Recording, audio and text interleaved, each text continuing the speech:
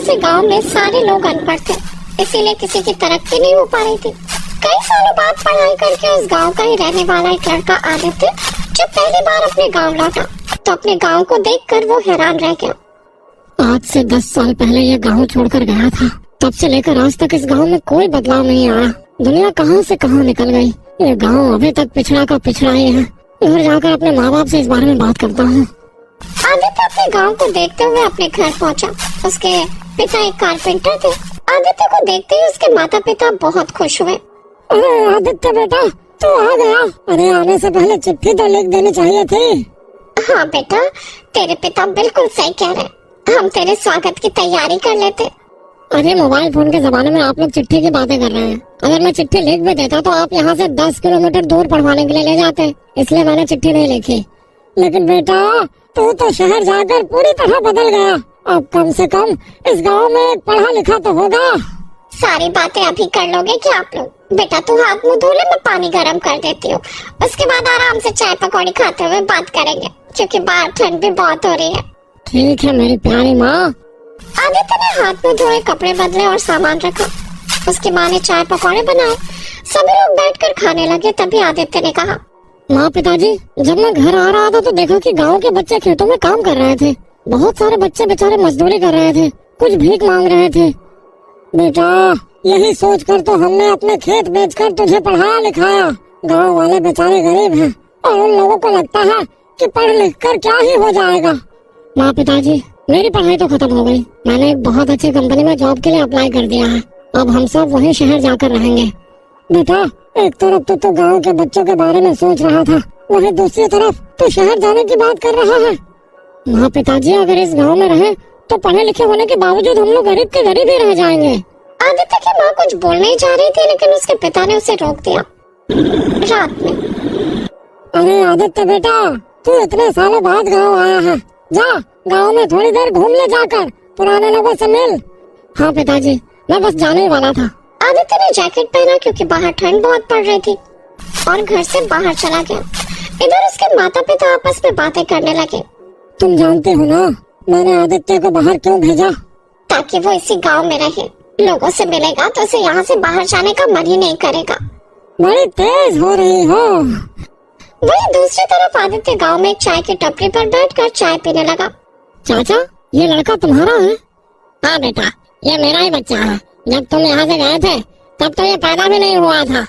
बेटा, तुम्हें अखबार पढ़ना आता है? नहीं भैया, लेकिन मैं पढ़ने की कोशिश कर रहा हूँ। मैं सोच रहा हूँ जो पढ़े लिखे लोग होते हैं वो इन अक्षरों को कैसे समझ जाते हैं, मैं क्यों नहीं समझ रहा हूँ। ऐसा कौन सा जादू हो जाता है पढ़े लिखे लोगों पर? ये सुनकर आदित्य को एक गहरा झटका लगा। उसने उस बच्चे से कहा, बेटा तुम पढ़ना चाहते हो? भैया मैं क्या, इस गांव में जितने मेरे दोस्त हैं सभी पढ़ना चाहते हैं, लेकिन हम इतने गरीब हैं कि हम स्कूल ही नहीं जा सकते। हमें कहीं खेतों पर काम करना पड़ता है तो कहीं मजदूरी करनी पड़ती है। और मैं तुम लोगों को पढ़ाऊंगा। कल वो सामने वाले बरगद के पेड़ के नीचे अपने सभी दोस्तों को बुलाकर ले आना, वही तुम दोनों का स्कूल होगा। अगले दिन आदित्य ने बरगद के पेड़ के नीचे सभी को मुफ्त में पढ़ाना शुरू कर दिया। बच्चों, सामने बोर्ड पर देखो, इसे कहते हैं छोटा अ से अनार। इसे कहते हैं बड़ा आ, यानी बड़ा आ से आम। छोटी ई से इमली, बड़ी ई से ईंट। अब तुम सब लोग भी बोलो, छोटा आ से अनार, बड़ा आ से आम, छोटी ई से इमली, बड़ी ई से ईंट। क्या बात है बच्चों, लगता है तुम सब बहुत जल्दी सब कुछ सीख जाओगे। अब आदित्य ऐसे ही हर रोज उन बच्चों को बरगद के पेड़ के नीचे पढ़ाने लगा। लेकिन मकर संक्रांति के बाद उस गांव में अचानक बर्फबारी और तूफान शुरू हो गया, जिससे बच्चों को पढ़ाना बहुत मुश्किल हो गया। आदित्य के घर के अंदर पानी और बर्फ भर गया। बेटा, रहने के लिए कुछ ना कुछ तो करना ही पड़ेगा, और उन बच्चों की पढ़ाई भी रुक गई। पिताजी, उन बच्चों की पढ़ाई अगर इस बार रुक गई ना तो उनके माँ बाप दोबारा उन्हें पढ़ाने नहीं भेजेंगे। बड़ी मुश्किल से तो मैंने उन सबके माँ बाप को समझाया है। धीरे धीरे बर्फबारी इतनी तेज हो गई कि पूरा गांव बर्फ से ढक गया।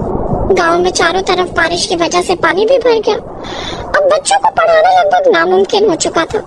खैर, आदित्य के पिता ने उससे कहा, बेटा तू तो जानता ही है कि तेरे दादाजी बहुत अच्छे कारीगर थे। मैं भी एक कारीगर हूँ।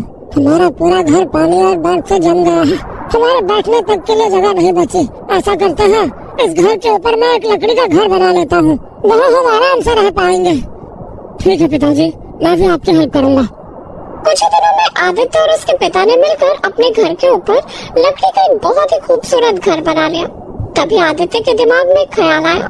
पापा, आपके सारे खेत तो बिक गए, वरना वहीं पर मैं बच्चों के लिए स्कूल बना लेता। पर ये लकड़ी का घर देखकर मुझे एक आइडिया आया है। वो जो बरगद का पेड़ है ना, उसकी डालें बहुत चौड़ी चौड़ी है। उस पेड़ के ऊपर हम एक लकड़ी का स्कूल बना सकते हैं। मैंने पढ़ा है जापान में बहुत सारे लोग पेड़ों पर घर बना लेते हैं। कल से ही पेड़ के ऊपर तेरा स्कूल बनाना शुरू करते हैं, फिर तो आसपास के गांव के बच्चों को भी पढ़ाना, जिससे तेरी कमाई भी होती रहेगी। कमाई की टेंशन आप छोड़ दीजिए, आजकल सोशल मीडिया का जमाना है। 1 साल के अंदर मैं लाखों रुपए कमा लूंगा और इन बच्चों को फ्री में पढ़ाता रहूंगा। आप बस पेड़ पर स्कूल बना दीजिए। तभी वहाँ पर चाय पकौड़े लेकर आदित्य की माँ आ गई। मुझे पूरा भरोसा है कि तुम दोनों बाप बेटे मिलकर किसी दिन इस गांव की पूरी छवि बदल कर रख दोगे। बिल्कुल माँ। अगले दिन से उस बरगद के पेड़ के ऊपर आदित्य और उसके पिता ने मिलकर लकड़ी का स्कूल बनाना शुरू किया। कुछ ही दिनों में एक बहुत ही शानदार स्कूल बनकर तैयार हो गया। उस स्कूल के अंदर ठंड भी नहीं लगती थी। पूरा गांव पेड़ पर स्कूल देखकर हैरान हो गया। आदित्य बेटे ने तो कमाल कर दिया, लगता है ये इस गांव को अब बदल देगा। आदित्य अब उन बच्चों के साथ साथ आसपास के गांव के बच्चों को भी उसने फ्री में पढ़ाना शुरू किया। साथ ही साथ वो ऑनलाइन भी लोगों को पढ़ाने लगा। 1 साल के अंदर ही सोशल मीडिया पर इतना वायरल हो गया कि एक बहुत बड़ा बिजनेसमैन आदित्य से आकर उसके पेड़ पर के ऊपर बने लकड़ी वाले स्कूल में आकर मिला। मिस्टर आदित्य, मेरा नाम अजय नागर है। नागर इंडस्ट्रीज का नाम तो आपने सुना ही होगा। मैं उनका बेटा हूँ। मैं आपका बहुत बड़ा फैन हूँ। पेड़ के ऊपर स्कूल बनाकर जो आप बच्चों को फ्री में पढ़ा रहे हैं, ये देखकर मुझे बहुत इंस्पिरेशन मिली। पहली बार इस गांव में शिक्षा आएगी, वो भी सिर्फ एक शख्स की वजह से। देखना मिस्टर नागर, एक दिन इस गांव के बच्चों को इतना टैलेंटेड बना दूंगा, इतनी स्किल उन्हें दे दूंगा कि वो कोई भी काम कर सकेंगे। अरे उसकी टेंशन आप मत लो।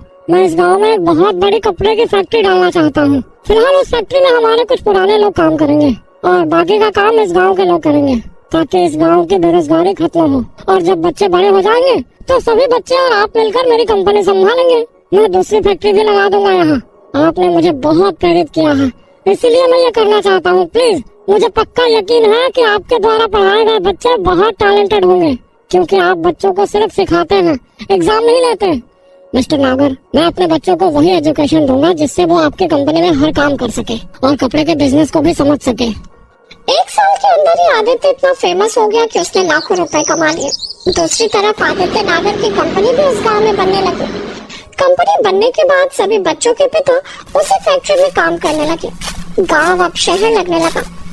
10 साल बाद जब बच्चे पढ़ लिख कर बड़े हो गए तो सभी लोगों को अच्छी अच्छी नौकरी मिल गई, क्योंकि उन बच्चों को आदित्य ने अब सब कुछ सिखा दिया था।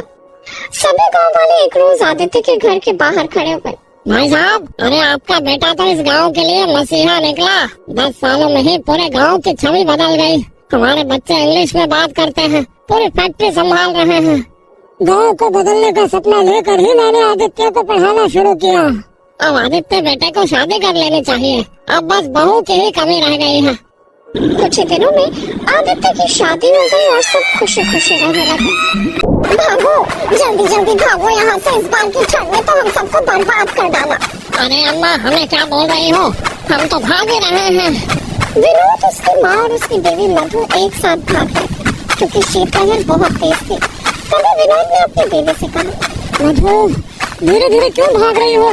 जल्दी जल्दी भागो, वरना पीछे रह जाओगी। जब देखो पूरा गांव मिलकर मुझे ताली दिया करता है, अब देखो मैं कैसे भागती हूँ। अब मधु ने इतना तेज भागना शुरू किया कि वो सभी गांव वालों से बहुत आगे निकल गए। तो धीरे धीरे इतना आगे निकल गए कि गांव वालों को दिखाई भी नहीं पड़ी। इतने में तूफान रुक गया, बर्फबारी भी बंद हो गई। तभी गांव के एक आदमी ने कहा, देख अम्मा, हम लोग बिल्कुल सही कहते थे तुम्हारी बहू के बारे में। देखो, जैसे ही तुम्हारी बहू आगे भाग गई, वैसे ही सारा तूफान शांत हो गया। भाई साहब, आज मुझे आप लोगों की बातों पर यकीन हो गया। इस मधु के पांव इस गांव में पड़ते ही पहले हमारा घर बर्बाद हुआ, फिर पूरा गांव बर्बादी की कगार पर आ गया। चलो चलो, अब अपने गांव लौट चलते हैं। तभी गांव वालों ने देखा कि मधु भागते हुए वापस गांव की तरफ आ रही थी। गांव वाले उसे दूर से रोकते रहे। अरे वहीं रुक जाओ, इधर मत आना मधु। अब तो तूफान बंद हो गया, फिर क्या ये लोग मुझे गांव वाले के लिए रोक रहे। वहीं जाकर पता चलेगा। मधु जैसे जैसे गांव के नजदीक आ रही थी वैसे वैसे अब एक बार फिर से तूफान तेज होने लगा।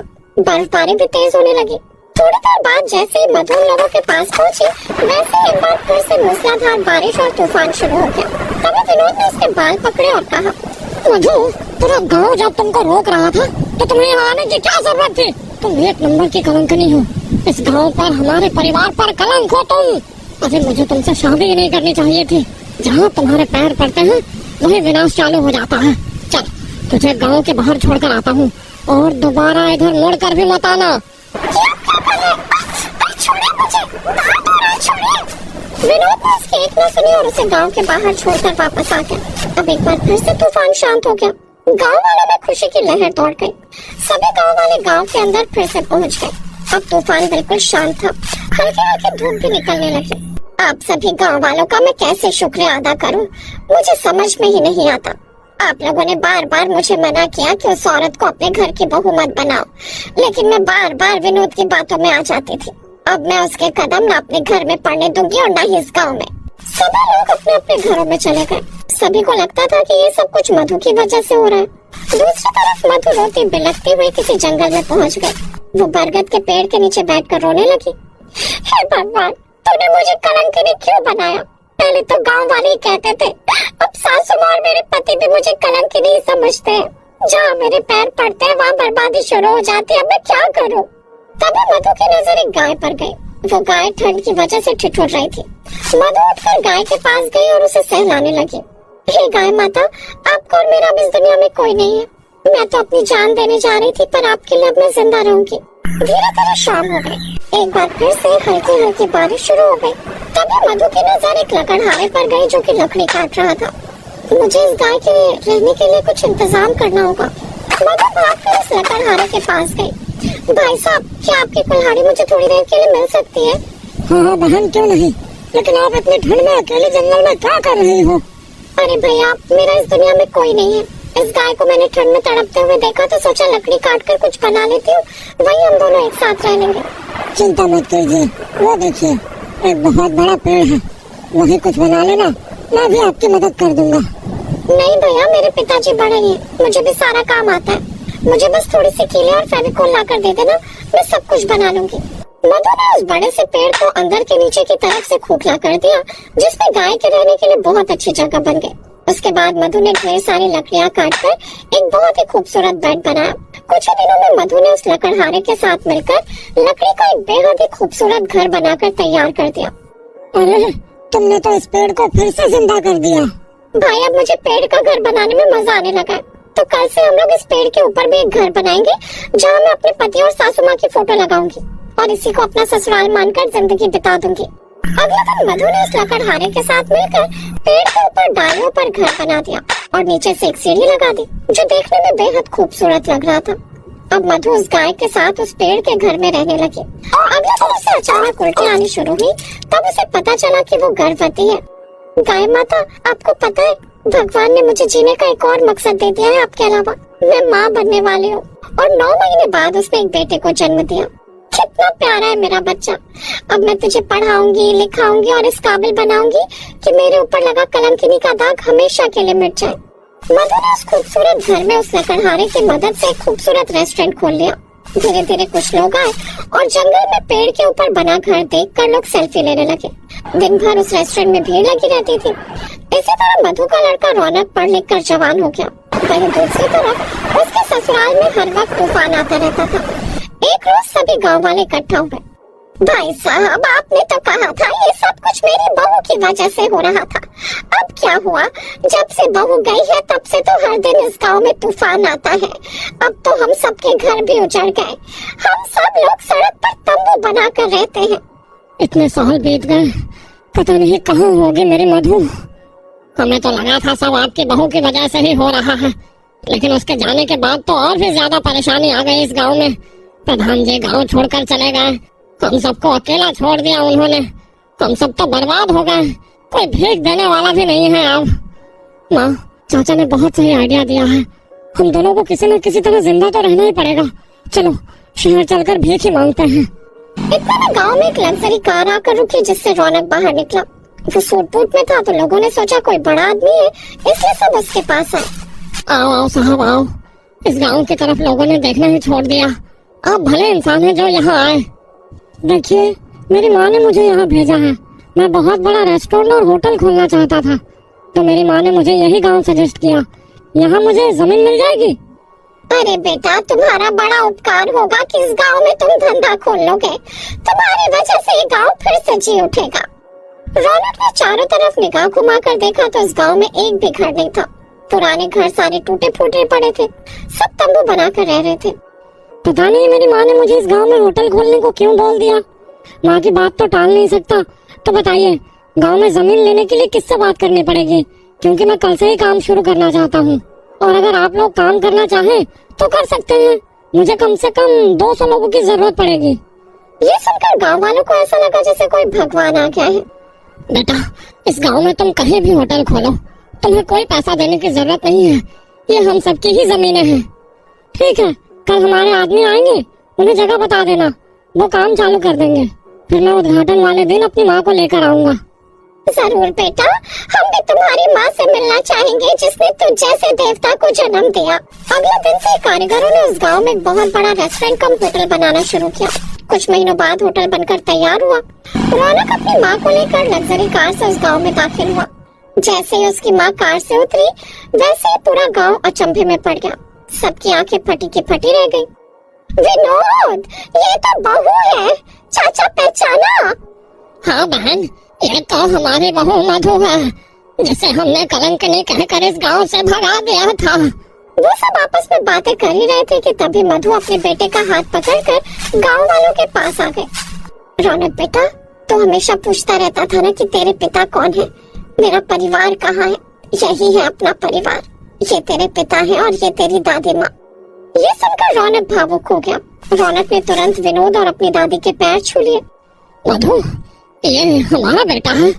हाँ, ये हमारा ही बेटा है, चिंता मत कीजिए, मैंने अपने बेटे को कुछ भी नहीं बताया है। लेकिन मैं बताऊंगा आज। बेटा, हम सब गांव वाले मधु को कलंकिनी समझते थे। हमें लगता था कि जहाँ इसके पैर पड़ेंगे वहीं बर्बादी आ जाएगी। हम सब ने मिलकर इसे गांव से भगा दिया था। हम लोग माफी के काबिल नहीं है बेटा। मेरी माँ ने मुझे सिखाया है कि अगर अपनी गलती का प्रायश्चित कर लिया जाए तो सारी गलतियाँ उसी समय खत्म हो जाती हैं। मुझे आप लोगों से या गांव वालों से कोई शिकायत नहीं है। आप लोगों ने मेरी माँ को कलंकिनी समझा था ना, आज मेरी माँ की वजह से ही ये गांव फिर से उठेगा। हम सब मिलकर मेहनत करेंगे, इस गांव को इतना हरा भरा बनाएंगे कि देश विदेश से लोग यहाँ घूमने आएंगे। पर अगर मेरी माँ को किसी ने दोबारा कुछ कहा तो मुझसे बुरा कोई नहीं होगा। बेटा, बहू तो एक ऐसी देवी है जिसने तुझ जैसे देवता को जन्म दिया, हमें नहीं पहचान पाए। इसके बाद मधु ने अपने पति और सास को जंगल का पेड़ वाला घर और रेस्टोरेंट दिखाया जहाँ रौनक पढ़ लिख कर बड़ा हुआ था। उसके बाद सब खुशी खुशी रहने लगे। इतनी गर्मी में तो मेरी हालत खराब हो जाएगी। कितना पसीना छू रहा है। हाँ, यहाँ पर ठीक है। अरे बाप रे, यहाँ तो बहुत ठंड है। यहाँ तो मेरी बर्फ जम जाएगी। इससे अच्छा तो वही था। अरे बाप रे, यहाँ तो बहुत भयानक गर्मी लगने लगी। ये कहानी एक ऐसे श्रापित गांव की है जो गांव आधा आधा बटा हुआ था। आधे भाग में बहुत भयंकर ठंड पड़ा करती थी और दूसरे हिस्से में हर वक्त इतनी गर्मी पड़ा करती थी कि लोग बेहाल हो रहे थे। अरे कोई बचा लो रे भैया, अरे कोई बचा लो वरना हम स्वर्ग सिधार जाएंगे। तभी उस गांव में रहने वाले आदित्य ने उसे देखा और भागकर उनके पास आया। अरे चाचा, क्या हुआ? कहाँ भाग रहे हो? अरे बेटा, मैं इस गांव में रिश्तेदारी में आया था, लेकिन जब से आया हूँ परेशान हो गया हूँ।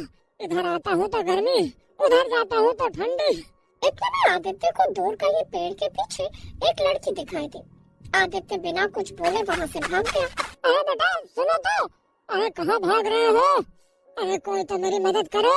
इतना बोलकर गजोधर चाचा गांव के दूसरी तरफ भाग गए। वहीं दूसरी तरफ आदित्य भागकर पेड़ के पीछे गया तो एक लड़की उसका इंतजार कर रही थी। वो ठंड की वजह से कांप रही थी। आदित्य भी वहाँ पहुंचकर कांपने लगा। अरे बाप रे, इस तरफ तो कितनी ठंड है शालू। आदित्य, तुम्हारे बदन से तो पसीना टपक रहा है, फिर क्यों कांप रहे हो? यार शालू, तुम सब कुछ जानती हो, फिर भी अनजान बनने की कोशिश कर रही हो। तभी गजोदर चाचा भागते हुए उन दोनों के पास पहुंच गए और उन्हें देख लिया। अरे शालू बिटिया, क्या तुम दोनों के बीच कुछ चल रहा है? मामा आप यहाँ क्या कर रहे हैं? घर में बैठे, बाहर बहुत ठंड है। तुम मेरी बात को दबाने की कोशिश कर रही हो शालू। मेरे बाल ऐसे ही सफेद नहीं हुए। मैं अभी जाकर अपनी बहन को सब बताता हूँ कि तुम्हारी बेटी जवान हो चुकी है, उसकी जल्दी शादी कर दो। इतना बोलकर गजोदर वहाँ से भाग गया। इधर शालू और आदित्य दोनों परेशान हो गए। शालू, ये तुम्हारे मामा हैं? हाँ, मेरे मामा कुछ दिनों के लिए यहाँ रहने के लिए आए हैं, लेकिन जब से आए हैं तब से परेशान है। पर तुम तो मेरे मामा से ज्यादा परेशान दिखाई दे रहे हो। अरे यार, परेशान होने वाली बात ही है। अभी तुम्हारे मामा जाकर तुम्हारी माँ को सब कुछ बता देंगे हम दोनों के बारे में। बता देंगे तो अच्छा ही होगा, क्योंकि तुम तो हमारी शादी की बात हमारे घर में करोगे नहीं। कम से कम इसी बहाने हमारी शादी की बात तो हो जाएगी। अगर तुम्हारे घर वाले शादी के लिए नहीं माने तो? कितना नेगेटिव सोचते हो। खैर, अभी मैं जा रही हूँ, देखती हूँ घर में क्या बात चल रही है। शालू वहाँ से चली गई। आदित्य भी वहाँ से ठंड की वजह से कांपते हुए अपने गाँव वापस लौटा। लेकिन वहाँ पहुंचकर आदित्य फिर से पसीने से तरबतर हो गया। वो जैसे ही अपने गांव पहुंचा तो देखा चाय की टपरी पर बहुत सारे लड़के और आदमी परेशान बैठे थे। आदित्य, तुम जैसे लौंडों का ठीक है। गर्मी लगी तो कूद के गांव के उस तरफ, और वहाँ ठंडी लगी तो कूद के इस तरफ। अरे हम जैसे बुजुर्गों का क्या, इस गांव में कब तक ये श्राप रहेगा? अरे चाचा क्या बताऊं, मैं खुद इसी वजह से बहुत परेशान हूँ। उस गांव का रहस्य किसी को पता नहीं था, पूरा गांव परेशान था।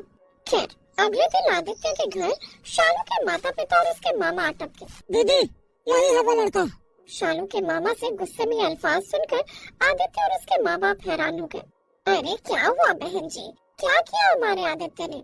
अरे दीदी, जीजा, जल्दी से बात करो, यहाँ तो बहुत गर्मी लग रही है। हाँ भैया, बस 2 मिनट। बहन जी, भाई साहब, आपका लड़का और हमारी लड़की एक दूसरे से शादी करना चाहते हैं। दोनों एक दूसरे को बहुत पसंद करते हैं। हम सब एक ही गांव के हैं। हमें तो आदित्य पसंद है। अगर आपको हमारी बिटिया पसंद हो तो आगे की तैयारी शुरू कर देते हैं। हमें भी शालू बिटिया बहुत पसंद है। तो इस तरह दोनों परिवारों की रजामंदी से आदित्य और शालू की शादी हो गई। दोनों का प्यार सफल हो गया था। इस वजह से दोनों बहुत खुश थे। लेकिन सुहाग रात में, आदित्य तुम्हारे घर में पंखा चल रहा है फिर भी इतनी गर्मी लग रही है, मैं तो सांस भी नहीं ले पा रही हूँ। ऐसा लग रहा है मैं आपकी भट्टी में बैठ गई हूँ। मैं यहाँ ज्यादा देर नहीं रुक सकती। शालू, ये कैसी बातें कर रही हो तुम? हे भगवान, मुझसे तो कुछ बोला भी नहीं जा रहा। मैं यहाँ 1 मिनट नहीं रुक सकती, मैं जा रही हूँ अपने घर। शालू शादी के जोड़े में ही अपनी रात को भागते हुए अपने घर पहुँच गए। उसके सास ससुर हैरान हो गए। आदित्य, बहू इतनी रात को कहाँ चली गई? माँ, वो कह रही थी उसे गर्मी बर्दाश्त नहीं हो रही। तो तू यहाँ पर खड़ा खड़ा क्या कर रहा है? जल्दी से जा और बहू को लेकर आ, वरना गांव वाले क्या सोचेंगे। हाँ, मैं जाता हूँ। आदित्य भागते हुए शालू के पीछे पीछे गए, लेकिन तब तक शालू अपने घर के बाहर तक पहुँच चुके थे। वहाँ पहुँचते ही शालू और आदित्य दोनों ठंड की वजह से कांपने लगे। बच गई आज तो मैं। शालू, ये क्या बदतमीजी है? अच्छा हुआ गांव में किसी ने नहीं देखा, वरना लोग क्या सोचते हैं। देखो, मेरी जान से बढ़कर कुछ भी नहीं है और मैं तुमसे नाराज नहीं हूँ। मैं वहाँ पर थोड़ी देर और रुक जाती ना तो मैं जलकर राख हो जाती। तुम अभी घर जाओ, कल इस बारे में बात करेंगे। आदित्य वापस अपने घर आ गया और अपने माँ बाप को सारी बात बता दी। आदित्य के परिवार ने शालू को खूब समझाया, लेकिन वो मानी ही नहीं। फिर शालू आदित्य को अकेले में लेकर गई। देखो आदित्य, मैं गाँव के उस हिस्से में नहीं रह सकती जहाँ पर इतनी गर्मी पड़ती है। ऐसा करो, तुम घर जमाई बन जाओ। तुम पागल हो गई हो क्या शालू? जब एक लड़की लड़के के घर में पूरी जिंदगी बिता सकती है तो लड़का क्यों नहीं? खैर, आदित्य अपने परिवार को लेकर वापस अपने घर आ गया और घर जमाई बनने वाली बात उसने अपने माँ बाप को बताई। अरे बेटा, इसमें कौन सी बड़ी बात है? हम सब एक ही गांव में तो रहते हैं। दिन में तो काम पर चला जाता है, शाम को अपनी ससुराल चले जाना। इस तरह आदित्य अब शालू का घर जमाई बनने के लिए तैयार हो गया और वो अपना सारा सामान लेकर उसके घर पहुंच गया। सुहाग रात के समय आदित्य को बहुत जोरों की ठंड लगने लगी। उसके हाथ पैर अकड़ने लगे। हे भगवान, मुझसे बोला भी नहीं जा रहा, मेरे जबड़े अकड़ गए। शालू, मैं ज्यादा देर यहाँ नहीं रुक सकता, वरना इस दुनिया से विदा हो जाऊंगा। मैं जा रहा हूँ अपने घर। अरे रुको तो आदित्य, अरे कहाँ जा रहे हो? हमारी शादी के 2 दिन हो गए लेकिन अभी तक सुहाग रात नहीं हुई। अरे जिंदा रहूंगा तो सुहाग रात होगी ना। मैं जा रहा हूँ यहाँ से। इतना कहकर आदित्य वहाँ से तुरंत भागकर अपने घर वापस आ गए। तो इस तरह दोनों की शादी तो हो गई थी, लेकिन वो एक साथ रह नहीं पा रहे थे। अगले दिन आदित्य अपने पूरे परिवार के साथ शालू के घर गया। आदित्य को इस घर में ठंड लगती है और शालू को आपके घर में गर्मी लगती है। ऐसे तो ये दोनों कभी साथ ही नहीं रह पाएंगे। अरे ये लोग तो क्या, मैं खुद इस गांव में नहीं रह पा रहा हूँ। इस गांव में ऐसा है क्या? भाई साहब, हमारे गांव में किसी को ये नहीं पता कि ये सब क्यों हो रहा है। बस हमें हमारे पूर्वजों ने इतना बताया है कि ये गांव शापित है। अरे तो पहले बताना चाहिए था ना। कल ही हम बनारस वाले बाबा जी को बुलाते हैं। अगले ही दिन शालू के मामा ने बनारस वाले संत महात्मा को बुला लिया।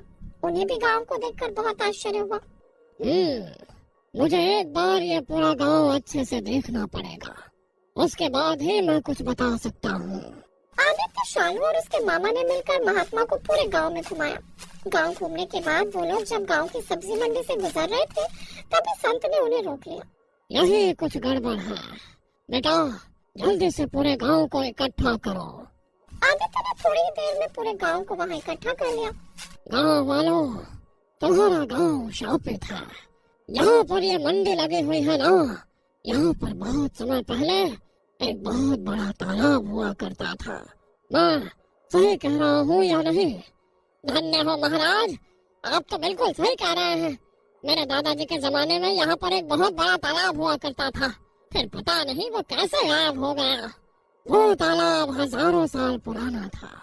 उस तालाब में बहुत सारी रंग बिरंगी मछलियाँ भी थी। फिर तुम्हारे गांव वालों ने अपने लालच के लिए उस तालाब के ऊपर मिट्टी डालकर सब्जी मंडी बना डाली।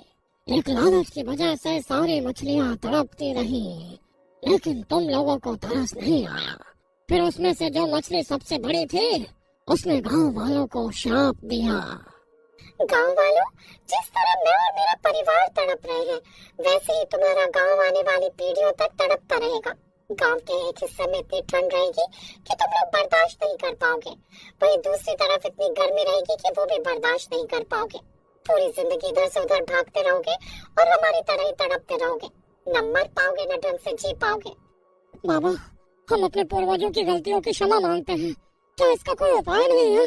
इसका उपाय बस यही है कि पूरी सब्जी मंडी को हटाकर एक बहुत बड़ा तालाब फिर से बनवाया जाए। उसके बाद आसपास गंदे तालाबों में जो मछलियाँ तैर रही हैं, उन्हें सुरक्षित यहाँ लाना होगा और हर दिन उन्हें खाना पीना खिलाना होगा। 1 महीने तक हर दिन हवन कराना होगा और हर दिन सभी गांव वालों को एक साथ उन मछलियों के लिए क्षमा याचना करनी पड़ेगी। इसके बाद ये श्राप हट सकता है। मैं पूरी कोशिश करूंगा।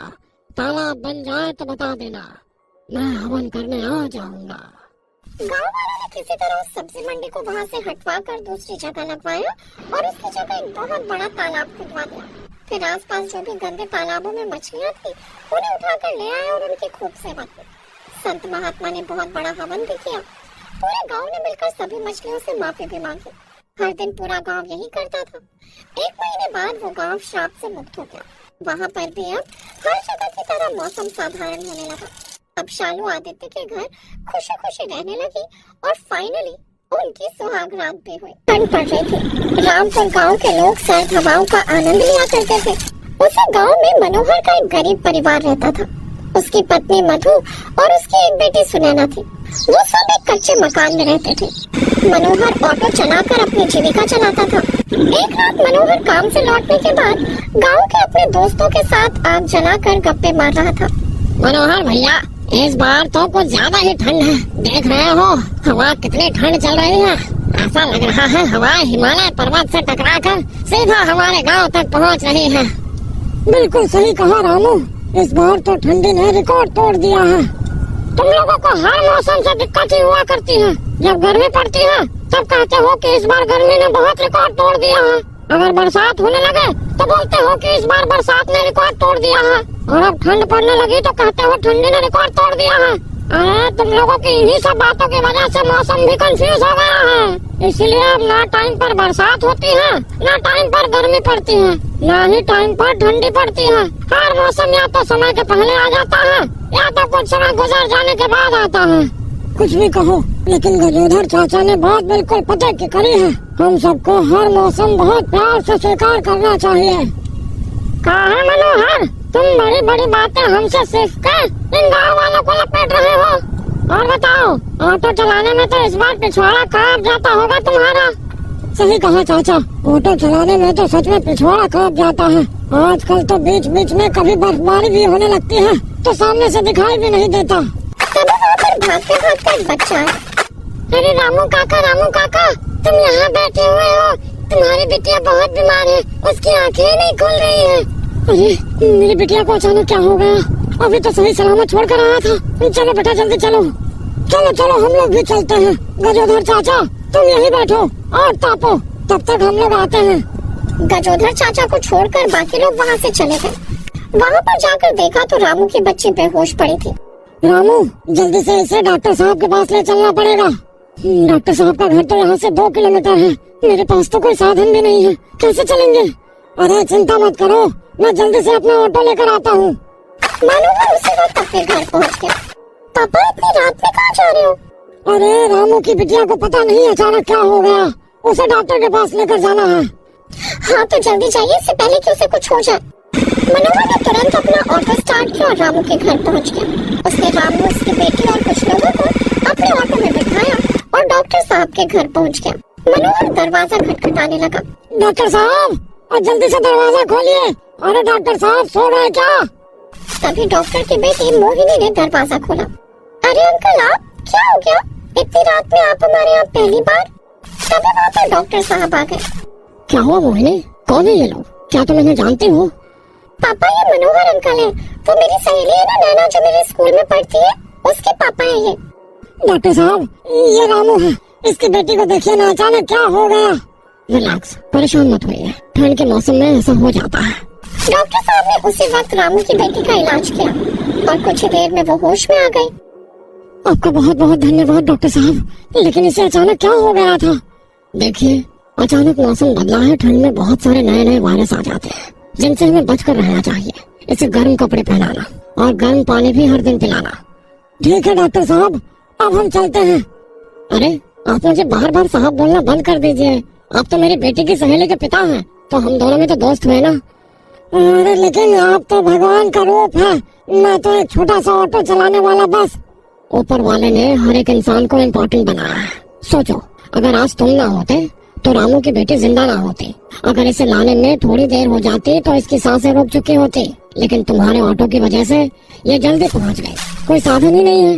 अब अपनी अहमियत समझ में आई तुम्हें? हाँ अंकल, अब आपको पापा की बात समझ में आई। खुद को कभी छोटा नहीं समझना चाहिए, वरना भगवान उसे और भी छोटा बनाते चले जाते हैं। खैर, उस रात वो लोग खुशी खुशी वापस आ गए। अगले दिन मनोहर अपने ऑटो चलाने चला गया और नैना स्कूल चली गई। नैना, तुझे पता है कल रात तेरे पापा मेरे घर आए थे? हाँ, वो हमारे गांव में एक चाचा रहते हैं, उनकी बेटी की अचानक तबीयत खराब हो गई थी, इसीलिए आए होंगे। हाँ, लेकिन सबसे मजेदार बात पता है क्या हुई? मेरे पापा और तेरे पापा की भी दोस्ती हो गई। ये तो बहुत अच्छी बात हुई मोहिनी, अब तो हम एक दूसरे के घर कभी भी आ जा सकते हैं। तो इस तरह से उन दोनों ने क्लास अटेंड की, लेकिन छुट्टी होते ही अचानक बर्फबारी और तेज तूफान शुरू हो गया। वो दोनों स्कूल के बाहर ही खड़े थे। इस ठंड के मौसम में तो स्कूल बंद कर देने चाहिए। देखो कितनी तेज तूफान और बर्फबारी शुरू हो गई। मुझे नहीं लगता कि इतनी जल्दी थमने वाला है। मेरा घर यहाँ से बहुत दूर है, कैसे जाऊंगी मैं?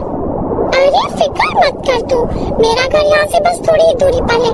थोड़ा सा मौसम शांत होने दे तो मेरे साथ मेरे घर चल। लेकिन तेरे घर तक पहुँचने के लिए भी तो ये तूफान और बर्फबारी थमनी चाहिए ना। तभी वहाँ पर अपने ऑटो लेकर मनोहर पहुँच गया। नैना, आओ जल्दी बैठो, घर चलते हैं। मोहिनी बेटा, चलो तुम्हें भी तुम्हारे घर छोड़ देता हूँ। नहीं पापा, मोहिनी आज हमारे घर चलेगी। आज मौसम कितना अच्छा है, हम लोग खूब गप्पे मारेंगे। क्यों मोहिनी, चलेगी ना? हाँ हाँ नैना, क्यों नहीं चलूंगी, लेकिन मनोहर अंकल एक बार मेरे पापा को फोन करके बता देना। हाँ बेटा, बता दूंगा। अब जाओ जल्दी से बैठो, वरना बर्फबारी और तेज हो जाएगी। तो इस तरह मोहिनी नैना के छोटे से घर में पहुँच गई। क्या देख रही हो मोहिनी? किसी गरीब के घर पहली बार आई हो ना, इसलिए थोड़ा अजीब लग रहा होगा। तो पागल हो गई है क्या नैना? अरे मुझे बचपन से ही मिट्टी के घर देखने का सपना था। मैंने बाहर से तो मिट्टी के घर देखे थे, पर अंदर से आज पहली बार देख रही हूँ। बहुत शांति मिलती है इनमें तो। तभी वहाँ पर मनोहर भी आ गया। अरे मोहिनी बेटा, मैंने तुम्हारे पिता से बात कर ली है। तुम आज रात यहीं रुकोगे, क्योंकि उन्हें अचानक किसी ऑपरेशन के लिए बाहर जाना पड़ा। ये तो बहुत अच्छी बात है पापा। तुम लोग यहाँ पर गप्पे ही मारती रहोगी, अपनी सहेली को कुछ चाय नाश्ता भी पूछोगी? हाँ हाँ माँ, चलो हम लोग मिलकर मोहिनी के लिए चाय और पकौड़ी बनाते हैं। हम लोग अब इतने छोटे भी नहीं रहे कि कुछ काम ना कर सके। इतनी ठंड में अपनी माँ से मेहनत कराएगी तो माँ आप यहीं बैठो अंकल के साथ, मैं और नैना जाकर चाय पकौड़ी बनाते हैं। नैना और मोहिनी मिट्टी के चूल्हे में चाय और पकौड़ी बनाने लगी। देख रहे हैं आप, मोहिनी बिटिया कितने बड़े डॉक्टर की बेटी है, फिर भी वो यहाँ पर कितनी आराम से सब काम कर रही है। मधु, वो कहते हैं ना, जैसा परिवार होता है वैसे ही बच्चे होते हैं। मोहिनी के पिता भी बहुत अच्छे हैं। उन्होंने मुझे महसूस ही नहीं होने दिया कि मैं एक ऑटो वाला हूँ। थोड़ी देर बाद बहुत ही खुशी खुशी नैना और मोहिनी चाय पकौड़ी बना कर ले आई। माँ ये लो, आज आप मेरे हाथ की चाय और पकौड़ी खाकर देखो कैसी लगी। मोहिनी बेटिया, अब मुझे एक बात समझ में नहीं आई। तुम मुझे तो अंकल बोलती है, फिर नैना की माँ को माँ क्यों बोलती है? उन्हें भी तो आंटी बोला कर। अंकल, मेरे पापा ने बताया था कि मेरी माँ मेरे पैदा होते ही इस दुनिया से चली गई थी। मैंने अपनी माँ को आज तक नहीं देखा, इसलिए मैं आप में अपनी माँ देखती हूँ। मेरे पिता तो इस दुनिया में मौजूद है, इसलिए किसी दूसरे को मैं पापा क्यों बोलूं? मोहिनी के इतना बोलते ही सब लोग जोर जोर से हंसने लगे। करीब आधी रात के बाद बर्फबारी और तूफान बहुत तेज हो गया। तूफान इतनी तेज हो गया कि मनोहर का छोटा सा घर टूटकर बिखर गया। पापा, हमारा घर बर्बाद हो गया। बहुत तेज तूफान आ रहा है, देखो चारों तरफ बर्फबारी हो रही है। अब हम कहाँ जाएंगे इतनी रात में? मनोहर भागकर गांव के लोगों से मदद मांगने लगा। रामू, तूफान में मेरा घर उजड़ गया है। आज रात भर के लिए मेरी बच्ची और मेरी पत्नी को अपने घर पर सुला लो। अरे मनोहर, तू तो जानता है कि मेरा भी घर कुछ ज्यादा बड़ा नहीं है। मेरे घर में कुछ रिश्तेदार आए हुए हैं, एक इंसान की भी जगह नहीं बची है। आओ गजोधर चाचा से पूछ लो। मनोहर भागकर गजोधर चाचा के आ गया, लेकिन उसने भी मना कर दिया। इस तरह पूरे गांव ने उसकी मदद करने से मना कर दिया। मनोहर ने तब उन तीनों को ऑटो में बिठाकर उनके ऊपर कंबल डाल दिया। मोहिनी बेटा, माफ करना, हमें तुम्हें अपने घर नहीं बुलाना चाहिए था। ये सब मत बोलिए आप, मेरी एक बात समझ में नहीं आती। जब राजू चाचा की बेटी बीमार थी, तब आपने उनकी आधी रात में मदद की, पर आपके इस गांव में किसी ने मदद क्यों नहीं की? सब मतलब ही है मोहिनी इस गांव में। रात भर उन लोगों ने ऑटो में ही रात बिताई। सुबह सबसे पहले मनोहर नैना की सहेली मोहिनी को घर छोड़ा। मोहिनी ने सारी बात अपने पिता को बताई। उसके पिता ने मनोहर का घर बनवाया। कुछ बोलने की जरूरत नहीं है, दोस्ती में ये सब चलता है। अरे मैं भी ऑटो का बिजनेस करना चाहता हूँ। मैं 10 ऑटो तुम्हारे नाम पे निकलवाता हूँ, जिन्हें तुम ही संभालोगे। इस तरह मनोहर और मोहिनी के पिता मिलकर ऑटो कंपनी चलाने लगे। कुछ ही सालों में मनोहर भी अमीर आदमी बन गया। मानसी तो पहले से ही आलसी थी, अब तो उसके बेटे की शादी भी हो गई है, घर में बहू आई है और ऊपर से ठंड का मौसम भी है। इसीलिए मानसी अपनी आलस की अंतिम स्थिति पर विराज कर रही है। वो पूरा दिन रजाई के नीचे सोई रहती है और अपनी बहू को फरमाइश करती रहती है, बहू जरा टीवी ऑन करके जाना। पुकार सुनते ही उसकी बहू नेहा दौड़ती हुई आती है। जी माँ जी, अभी करती हूँ। नेहा टीवी ऑन कर देती है। रिमोट यहाँ दे दो और मेरे लिए गर्मा गर्म पकौड़े और चाय बना कर लाओ। जी माँ जी। और सुनो, मेरे पैर से रजाई हट गई है, ठीक कर दो उसे। जी माँ जी। मानसी अपना पैर हिलाकर रजाई को ठीक कर सकती थी, लेकिन उसे पैर तक हिलाने का मन नहीं कर रहा था। वो काम भी नेहा ने कर दिया। मानसी ने कुछ अच्छा काम किया होगा जो उसे ऐसी बहू मिल गई, लेकिन नहीं, अच्छा काम तो मानसी ने अपनी जिंदगी में नहीं किया है। उसके आलस के चर्चे दूर दूर तक है। पूरा गांव उसे आलसी मानसी के नाम से जानता है। पहले जब मानसी का पति जिंदा था, तब मानसी सिर्फ एक वक्त का खाना बनाती थी और रात को सभी से कहती थी, तुम सब अपना अपना देख लो, मैं तो पानी पीकर सोने वाली हूँ। मानसी का पति भी उससे बहुत परेशान था। मानसी का बेटा आशुतोष भी अपनी माँ से परेशान था। आलस की वजह से ही मानसी ने अपने पति को खोया। एक रात मानसी सो रही थी, इतने में उसके पति को हार्ट अटैक आया। उसके पति ने अपना सीना पकड़कर दर्द से कहा, मानसी, मेरे सीने में दर्द हो रहा है, जल्दी से मुझे अस्पताल ले चलो। लेकिन मानसी सो रही थी, उसे उठने का दिल नहीं कर रहा था, इसीलिए उसने कहा, क्या जी, अभी इतनी रात को कौन सा अस्पताल खुला होगा, सो जाइए, कल सुबह देखते हैं। नहीं मानसी, सच कह रहा हूँ, बहुत दर्द हो रहा है, मैं खुद उठ पाता तो खुद ही चला जाता। अरे कुछ नहीं हुआ है आपको, मेरी नींद मत खराब कीजिए।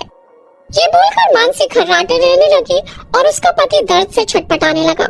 कुछ देर बाद आशुतोष कमरे में कुछ काम से आया और देखा कि उसका पिता सीने पर हाथ रखकर दर्द से परेशान है। क्या हुआ पापा, क्या हुआ?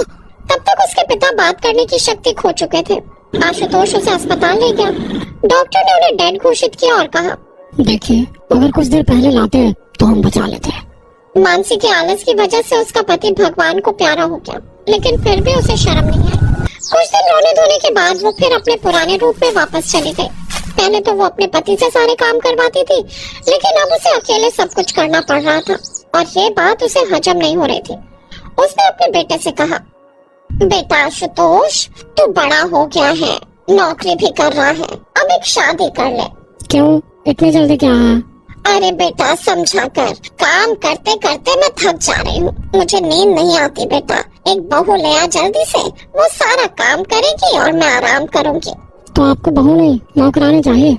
चाहे कुछ भी बोल बेटा, बस शादी कर ले। मैंने तेरे लिए एक लड़की देखी है, सुंदर है, सुशील है, गांव की लड़की है और पढ़ाई लिखाई भी नहीं जानती है, अच्छे से घर संभाल लेगी। ठीक है माँ, जैसा आप कहो। आशुतोष मान गया। उसे पता था कि ना कहकर भी कोई फायदा नहीं होने वाला है। उसकी माँ जिद्दी है, कुछ भी करके शादी तो करवा कर मानेगी। नेहा मानसी की दूर के रिश्तेदार की बेटी थी। वो शांत स्वभाव की बहुत अच्छी लड़की थी। आशुतोष के साथ उसकी शादी हो गई और वो ससुराल आ गई। आशुतोष ने पहले ही दिन उससे कहा, देखो, मेरी माँ बहुत आलसी है। हाँ मुझे पता है। तुम्हें पता है कैसे? उनके आलस के चर्चे तो हमारे गाँव में भी है। तो फिर पता होते हुए भी तुमने ये शादी क्यों की? क्योंकि मेरी माँ ने कहा कि आप बहुत अच्छे हो, आप हमेशा मेरे साथ खड़े रहोगे, इसीलिए। तुमने सही कहा नेहा, कभी भी कोई भी प्रॉब्लम हो तो मुझे बताना और माँ का ख्याल रखना। ठीक है जी। आशुतोष नेहा के प्यार में पड़ गया। उसे ऐसी बीवी चाहिए थी। अगले दिन ऑफिस जाते वक्त उसने अपनी माँ से कहा, माँ, नेहा को ज्यादा परेशान मत करना, काम में उसका हाथ बटाना। अच्छा, 2 दिन भी नहीं हुए और अभी से अपनी बीवी की तरफदारी कर रहा है। तू काम पर जा, यहाँ क्या करना है वो मैं देख लूंगी। आशुतोष चला गया और मानसी ने बिस्तर पकड़ लिया। नहीं नहीं, वो बीमार नहीं हुई, वो बस बिस्तर पर लेट गई और बहू को ऑर्डर करने लगी, बहू यहाँ आओ, मेरे पैर दबा दो, इतने दिनों से काम करते करते पैर दुख गए हैं। हाँ जी माँ जी, दबा देती हूँ। नेहा पैर दबाने लगी। कुछ देर बाद मानसी को दाल चावल खाने का दिल हुआ। नेहा ने दाल चावल बनाकर सामने लाकर रख दिया। ऐसे ही पूरा दिन नेहा अपनी सास की फरमाइश पूरी करती रही। शाम को आशुतोष ऑफिस से लौट आया। आज का दिन कैसा रहा? सास बहू के बीच में कोई कलेश तो नहीं हुई? नहीं जी, वैसा कुछ नहीं हुआ। कलेश तो इसीलिए नहीं हुआ क्योंकि मैंने कुछ नहीं कहा इस कामचोर को, वरना बोलने के लिए तो बहुत कुछ था। लेकिन माँ जी, आपने तो जो भी कहा मैंने कर दिया। काम करने और अच्छे से करने के बीच में फर्क होता है। मायके वालों ने कुछ सिखाया नहीं है क्या? आशुतोष ने उसकी माँ को रोक लिया। वो नेहा को लेकर अपने कमरे में चला गया। नेहा ने रोते हुए कहा, विश्वास कीजिए मेरा, मैंने सब कुछ किया है। मुझे पता है नेहा, माँ ऐसे ही है, वो खुद कामचोर है और बाकियों पर रौब जमाती है।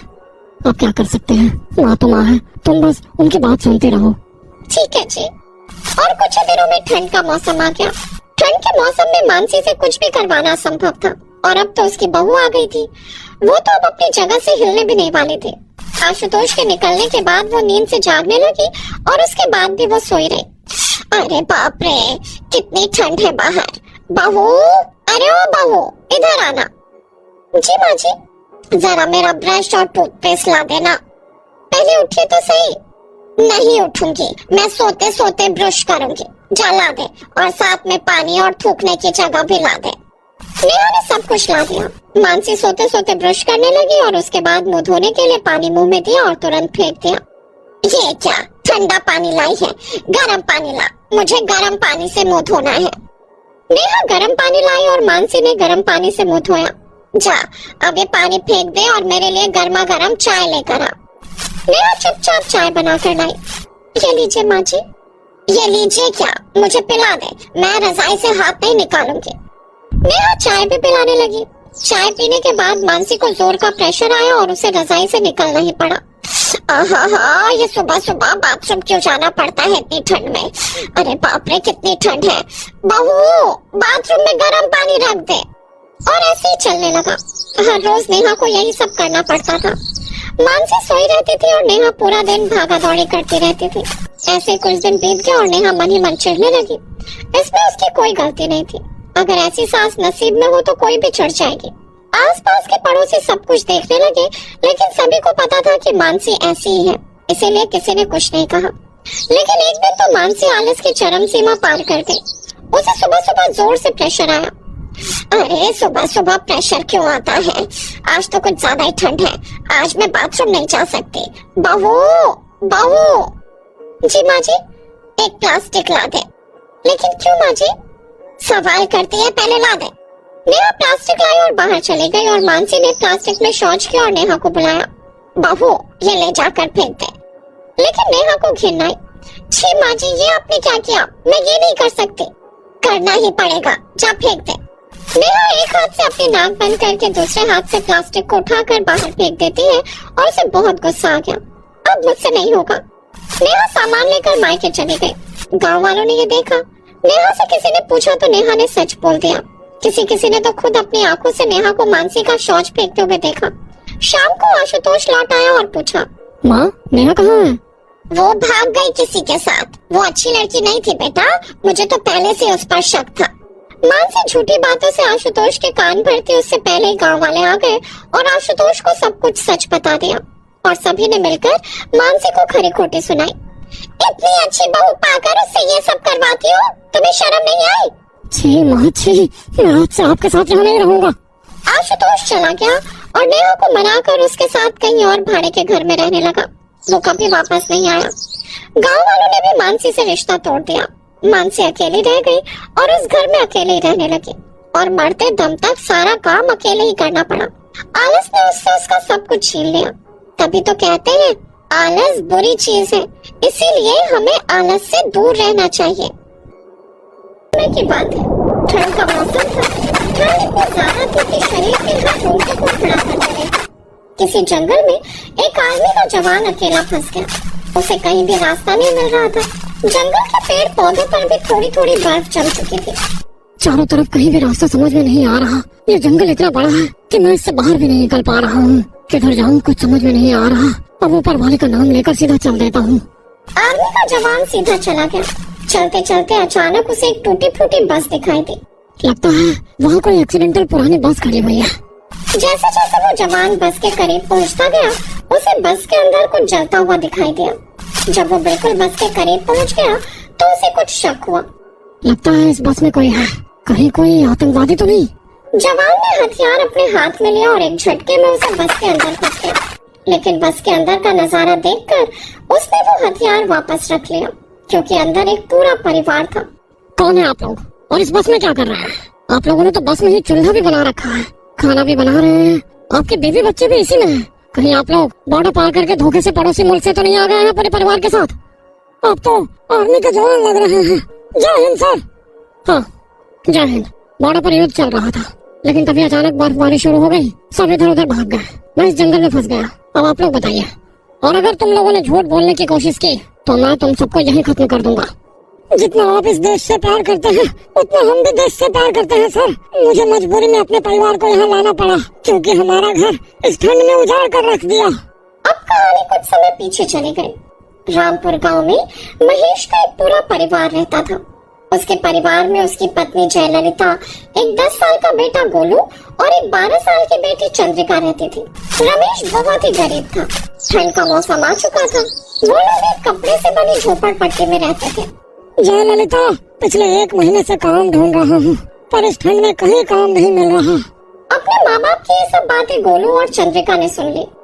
गोलू, चल बाहर खेलने चलते हैं। गोलू और चंद्रिका घर के बाहर जाने लगे, लेकिन तभी उसकी माँ ने उन दोनों को रोक लिया। बाहर बहुत ठंड पड़ रही है। इतनी ठंड में बाहर खेलने जा रहे हो तुम लोग? ठंड लग जाएगी। अभी तो खाने के पैसे नहीं, फिर दवाई कैसे कराएंगे हम लोग तुम्हारी? माँ, हम लोग ज्यादा दूर नहीं जाएंगे, बस घर के बाहर ही खेलेंगे। इसके बाद गोलू और चंद्रिका घर के बाहर चले गए। थोड़ी दूर पहुंचने के बाद चंद्रिका ने गोलू से कहा, गोलू तुझे भूख लग रही होगी ना? हाँ लगी तो है। यहाँ पर बहुत साफ सुथरी अच्छी मिट्टी पड़ी हुई है, ऐसा कर थोड़ी मिट्टी तू उठा ले और थोड़ी मिट्टी मैं उठा लेती हूँ। दीदी हमारे अब इतने बुरे दिन आ गए हैं कि हम मिट्टी खाकर अपना गुजारा करेंगे। अरे गोलू हम लोग मिट्टी नहीं खाएंगे, जितना खाए उतना कर, बाकी तुझे बाद में पता चल जाएगा। चंद्रिका और गोलू ढेर सारी मिट्टी लेकर थोड़ी ही देर बाद घर वापस आ गए। उसके बाद चंद्रिका ने मिट्टी को पीस लिया। उसकी माँ ये सब देख रही थी। चंद्रिका हम लोग इतने परेशान हैं और तुम मिट्टी के खिलौने बना रही हो। माँ मैं मिट्टी के खिलौने नहीं बना रही हूँ बल्कि मिट्टी की रोटियाँ बनाने जा रही हूँ। हमने अभी सुना कि हमारे घर में तो खाने को कुछ भी नहीं बचा, लेकिन कुछ न कुछ तो खाना ही पड़ेगा। उन लोगों ने 2-3 दिनों से खाना नहीं खाया था। उसके पिता को खुद पर बहुत गुस्सा आ रहा था। अगले दिन महेश काम ढूंढने के लिए घर से बाहर निकला और आसमान की तरफ देखकर बोला, हे भगवान तू गरीबों के साथ इतना अन्याय क्यों करता है? और अगर करता है तो करता रहे, हमें कोई परवाह नहीं, लेकिन इस तरह अपने बच्चों को घोट घोट कर जीता हुआ मैं नहीं देख सकता। यही प्रण लेकर महेश काम ढूंढने निकल गया। ठंड इतनी तेज पड़ रही थी कि वो थर-थर कांप रहा था। उसकी बीवी और बच्चे भी उस झोपड़ी में कांप रहे थे। खैर कुछ देर बाद महेश को गांव से दूर एक फैक्ट्री दिखाई दी, जिसमें कुछ लोग ट्रकों पर सामान लोड कर रहे थे। महेश भागकर उनके पास गया। मुझे यहाँ पर कोई काम मिल सकता है क्या? मैं कुछ भी करने को तैयार हूँ। अरे मुझे ऐसे लोग ही तो चाहिए जो कुछ भी करने को तैयार हो जाए। हमारी कंपनी में जितना भी माल तैयार होता है वो सारा माल हर दिन ट्रकों में लोड करना होता है। ठंड में बहुत सारे लोग काम छोड़कर चले गए, क्या तुम ये काम हर रोज कर पाओगे? महेश ने सुनकर खुश हो गया। मैं बिल्कुल तैयार हूँ। मैं लगातार पूरी मेहनत और लगन से काम करूँगा। महेश ने ठंड में दिन भर पूरी मेहनत के साथ काम किया। शाम को उसे दिहाड़ी मिल गई। खाने का कुछ सामान लेकर महेश खुशी खुशी अपनी झोपड़पट्टी वापस लौटा, लेकिन तभी उसने देखा कि उसकी झोपड़पट्टी पूरी तरीके से फट चुकी थी। गोलू को बहुत तेज बुखार था। वो ठंड की वजह से बहुत तेज कांप रहा था। उसकी बीवी और बेटी चंद्रिका भी ठंड की वजह से कांप रही थी। अरे ये क्या हो गया? भगवान ने खुशी दी तो दूसरी खुशी छीन ली। गोलू को बहुत तेज बुखार है और थोड़ी देर पहले यहाँ पर कुछ आदमी आए थे। उन्होंने बोला कि ये झोपड़पट्टी यहाँ से हटा लो, वरना वो लोग खुद झोपड़पट्टी का हटा देंगे। वो लोग सरकार के आदमी थे। पहले तो गोलू को मैं डॉक्टर के पास ले जाकर कुछ दवाइयाँ लेकर आता हूँ। आपको काम मिल गया क्या? हाँ जय ललिता, इसी खुशी में तो मैं वापस आ रहा था। ये देखो मैं कितनी सारी सब्जियाँ और खाने का सामान लेकर आया हूँ, पर हमारी झोपड़पट्टी ही फाड़ डाली इन लोगों ने। महेश गोलू को डॉक्टर के पास ले गया। डॉक्टर ने उसे दवाई दे दी और वापस आ गया। थोड़ी देर बाद गोलू का बुखार थोड़ा हल्का हुआ। जयललिता ने खुले में ही कड़ाके की ठंड में रात के अंधेरे में खाना बनाया और सभी ने खाना खाया। तब जाकर सबको थोड़ी ताकत मिली। लेकिन अब हम लोग रहेंगे कहाँ? आज रात यहीं सोते हैं, सुबह देखते हैं कि क्या करना है। गोलू भी सुबह तक पूरी तरह ठीक हो जाएगा। उस रात वो लोग उसी फटे हुए तंबू में सो गए। सुबह जब उनकी नींद खुली तब देखा कि उनके सर से वो तंबू गायब था। तुम लोगों को ना कल ही समझा दिया था कि यहाँ से निकल जाना, लेकिन तुम लोग नहीं माने। अब यहाँ से जाते हो कि पुलिस को बुलाऊं? जाता हूँ बाबूजी, इतना तो रहम करो इस ठंड में। उस आदमी ने महेश को एक लाठी मार दी। तभी गोलू को गुस्सा आया और उसने पत्थर उठाकर उस आदमी को मारा, जिससे उसकी खोपड़ी फूट गई। तभी महेश ने जल्दी से अपने परिवार को और सारा सामान समेटा और वहाँ से भाग गया। भागते भागते वो किसी जंगल के अंदर घुस गया ताकि वो आदमी उसे पकड़ न ले। बेटा तुझे ये नहीं करना चाहिए था। अच्छा हुआ हम यहाँ आ गए, वरना वो लोग हमें पुलिस के हवाले कर देते। इस ठंड में एक तो वैसे भी हालत खराब है। लेकिन पापा अब हम रहेंगे कहाँ इस जंगल में? बेटा हम गरीबों का कोई ठिकाना नहीं रहता, हमें कहीं न कहीं रहने का इंतजाम तो करना ही पड़ेगा। अभी 6 बजे है और 10 बजे मुझे काम पर पहुंचना होगा। नया नया काम मिला है, छूट जाएगा तो भूखे मर जाएंगे हम लोग। वो लोग उसी जंगल में ही इधर उधर भटकने लगे। काफी दूर जाने के बाद उसी जंगल के अंदर उन्हें एक टूटी फूटी बस दिखाई दी। महेश अपने परिवार को लेकर उस बस के पास चला गया। मुझे लगता है ये बस सालों से ऐसे ही पड़ी हुई है। इस खराब बस के अंदर हम लोग रह सकते हैं, हमें छत भी मिल जाएगी और ठंड से भी बच जाएंगे हम लोग।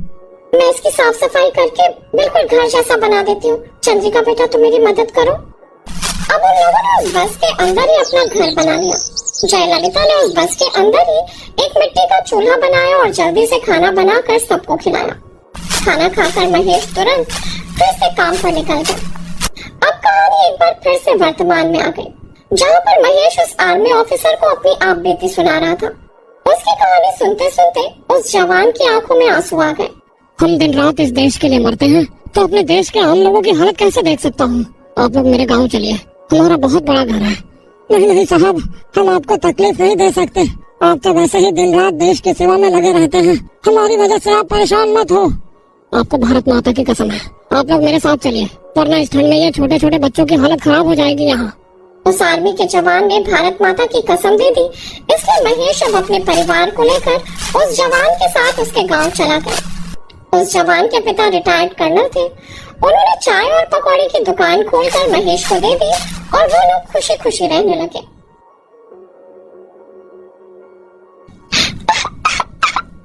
पापा पापा, मुझे बहुत ठंड लग रही है।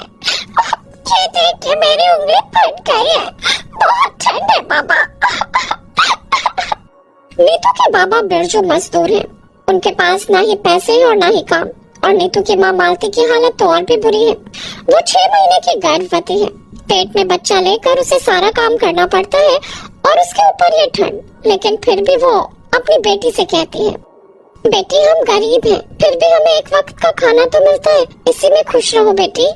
गांव में ज्यादातर लोगों की हालत ऐसी ही है और गांव वालों को पता है कि कुछ ही दिनों में बर्फबारी भी शुरू होने वाली है। गांव वालों के लिए ठंड का मौसम कोई अभिशाप या बुरे सपने से कम नहीं है। मालती नीतू को लोरी सुनाते हुए सुला देती है।